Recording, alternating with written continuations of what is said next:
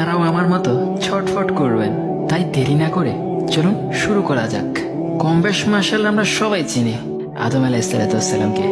Even আমরা এটাও জানি আদম আলাইহিসসালামকে জান্নাত থেকে কেন বের করা হয়েছিল। কারণ তিনি শয়তানের ধোকায় পড়ে কন্দম ফল খেয়ে ফেলেছিল, তার রবের দেয়া নির্দেশ লঙ্ঘন করেছিল।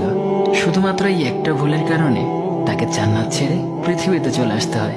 কিন্তু এই ভুলটাকে কেন্দ্র করে আমার হাজারো মুসলিম ভাই বোন আদম আলাইহিসসালামকে দোষারোপ করে থাকে।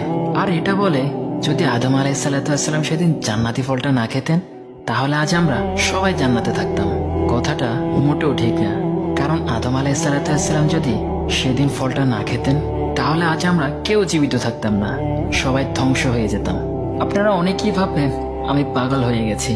জি না, আমি মোটেও পাগল হইনি। কারণ আপনার আমার রব এক হাদিসে বলেই দিয়েছেন যদি আদম আলাইহিসসালাম ভুল না করতো তাহলে তাকে আমি ধ্বংস করে দিতাম। এরপর এমন এক জাতি সৃষ্টি করতাম তারা ভুল করবে আর আমার কাছে ক্ষমা চাইবে, আর আমি তাদের ক্ষমা করে দিব। এবার বলুন আদম আলাইহিসসালাম দোষ করেছে নাকি তিনি সঠিক করেছে?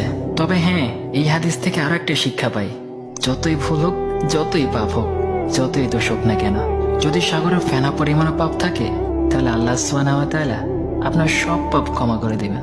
শুধু একবার তার কাছে ক্ষমা চেয়ে দেখুন, কারণ তিনি জানেন তার বান্দা ভুল করবেই করবে। এজন্যই তো তিনি গফুর অর্থাৎ ক্ষমাশীল।